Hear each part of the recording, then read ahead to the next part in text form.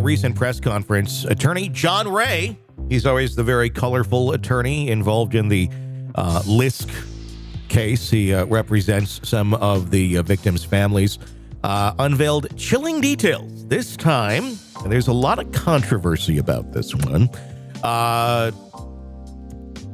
about Victoria Heuermann. That's the daughter of Rex Heuermann, the alleged Gilgo Beach serial killer.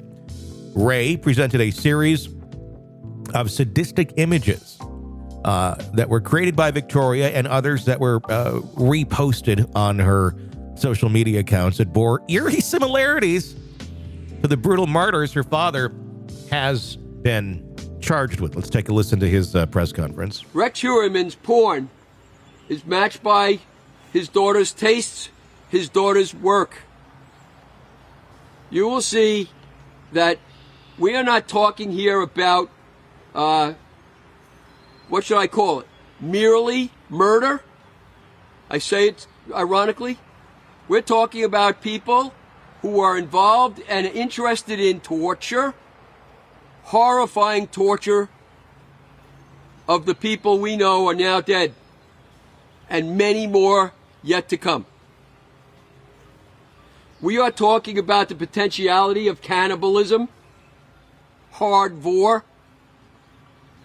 We are talking about the use of porno to effect what has happened.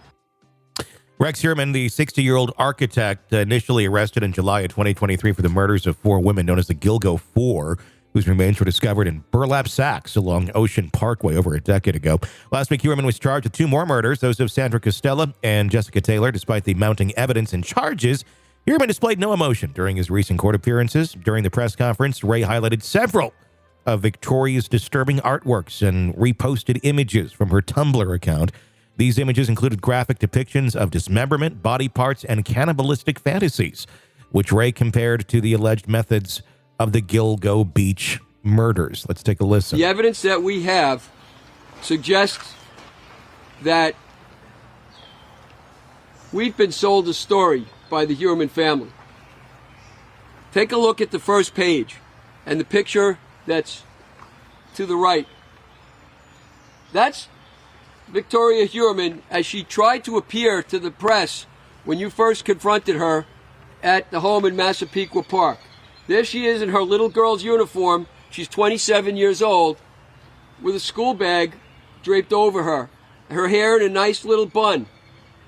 Very innocent looking person.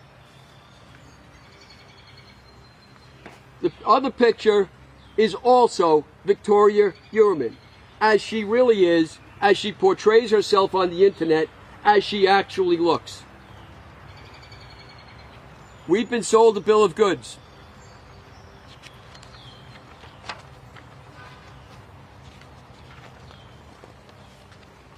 If you look at her artwork, in the top page, her artwork consists that she posted online of a human skull. That's just the beginning. After the indictments, oddly enough, and you folks took the picture, you see Victoria Heuermann walking out, I believe from her house. And I thought it was odd when I saw it. But you'll notice she's wearing a shirt that depicts, right after her father is indicted, for these murdered women, it depicts a human skeleton. That's what she's wearing. Now, John Ray seems to... he jumps onto things and makes them pretty damn big, whether or not there's a whole lot to it. Certainly, she's into some dark art, no matter what you look at it. Yeah. Why does she have this proclivity towards dark art and things? That's anybody's guess. Rex Heuermann's your dad, maybe a little rubbed off there. I don't know. But it certainly is interesting what she is into. Ray suggested that Victoria, who's 27, might be linked to some of the murders her father is charged with. He proposed that Victoria could have been surrounded by these gruesome acts and became desensitized, a concept forensic psychologist Dr. Gary Mercado referred to as normalization. Mercado also mentioned the possibility of Victoria suffering from Stockholm syndrome, where a victim deploys psychological bonds with their captor or abuser. I mean, it seems, I think anything's possible here. I don't necessarily know that she was out there recruiting women for her dad to kill, but that had to have been a very bizarre home to live in. Let's take a listen to more of the press conference. When you take all of these things collectively, are you going to be able to reasonably say, well, just circumstantial evidence? Who knows whether the mother really knew what was going on in the house? Who knows whether Mr. Heuermann had anything to do with what happened to his daughter? You can take one inference is that this poor girl was brought up in this sickness.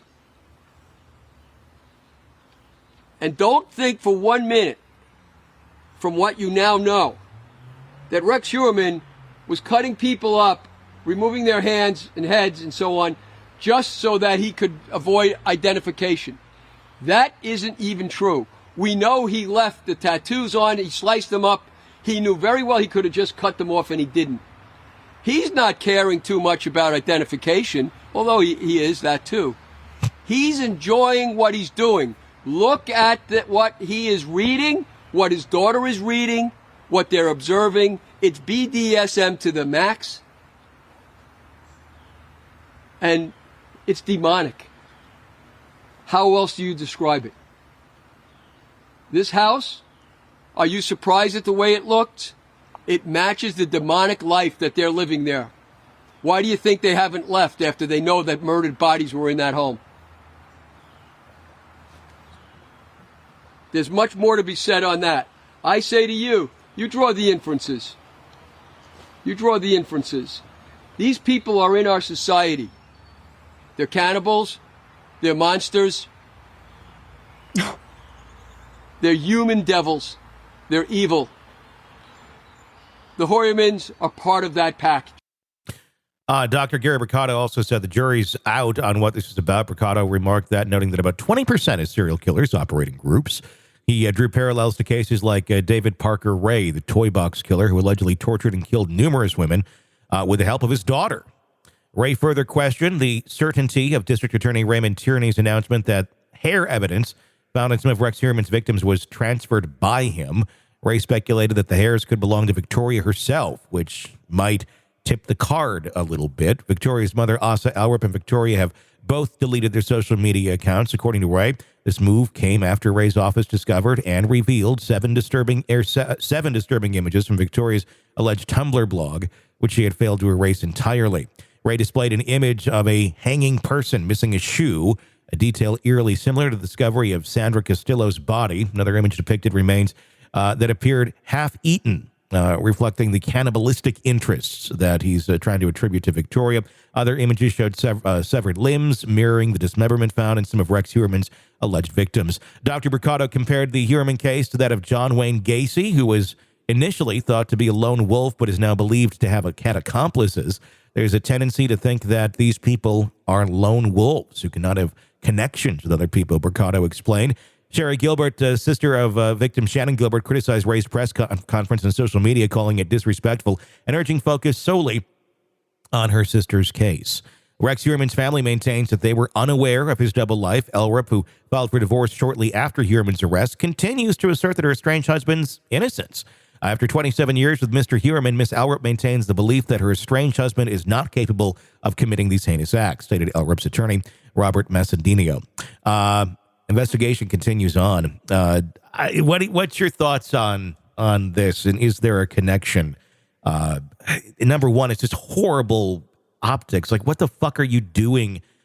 Like, putting this stuff out there publicly, and your dad is accused of being the Long Island serial killer. Even one of her usernames was Lisk Daughter. Oh, well, yeah, allegedly. It reeks of trying to, and I'm not saying that this is what she was doing, but trying to garner, change the algorithm because she is because my dad is the alleged, Long Island serial killer. So I'm going to be a hashtag, when people search for him, they're going to find me and I'm going to get more hits. That feels icky to me. Yeah. They're dead women. So if your dad is really responsible, we don't know, but this is gross and this is not normal. We have social conventions for a reason. What's normal? Well, these are different. If you've got a seventh grader making these pictures in art class, your parents are going to get a call. Yeah. that we're concerned about your son or daughter. This is what they did in art class. Some people are just really creative and have a very dark sense of humor, dark sense of fiction, things like that.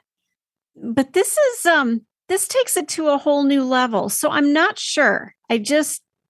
Something about it doesn't feel right. Now, as far as John Ray, sometimes I think he takes things and runs with them. And there might be a little nugget of truth. And I think he overdoes it once in a while. But this begs a little more attention.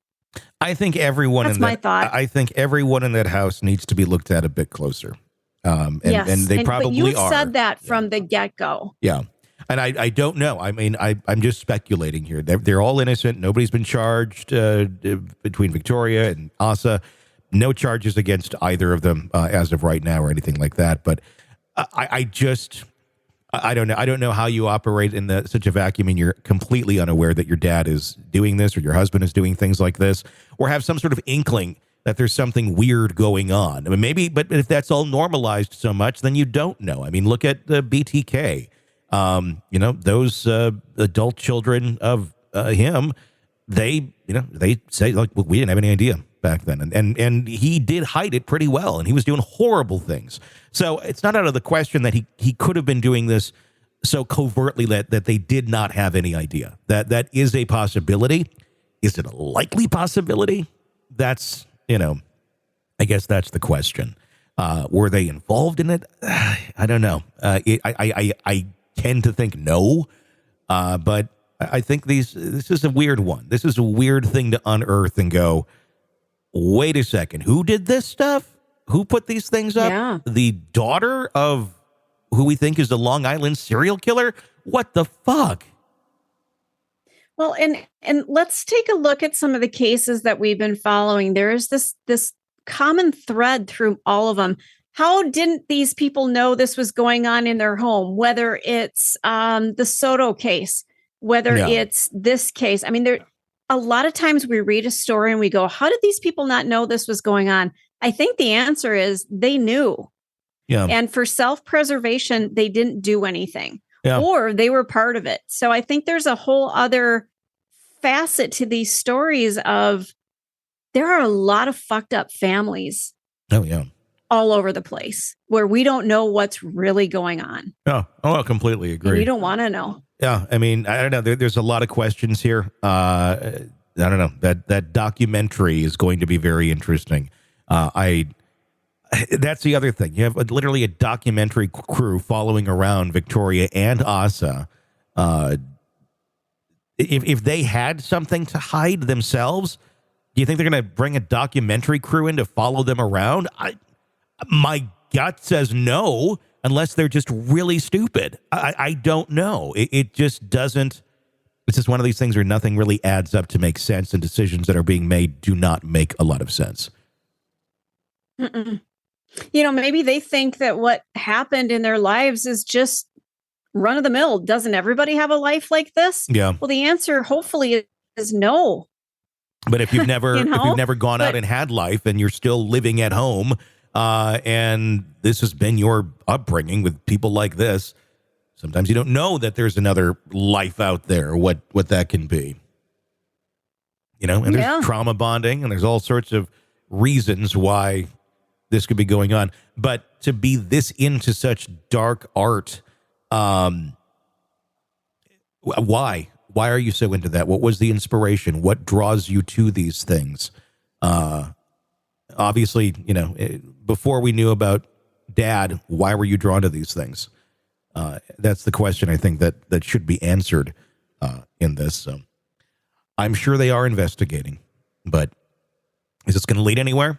I don't know. John Ray sometimes comes out with things that are very shocking and almost over the top, but in many cases, he ends up being right. So we'll just have to see what happens. Again, both of them innocent, no charges whatsoever. Want to listen ad-free? Want advance access to all of our interviews before anyone else? Become a True Crime Today Premium Plus subscriber on Apple Podcasts. You get every episode commercial-free. So you can binge on true crime until you can binge no more. Search True Crime Today Premium Plus on Apple Podcasts now, or go to our podcast page and sign up now. More of the Hidden Killers podcast next.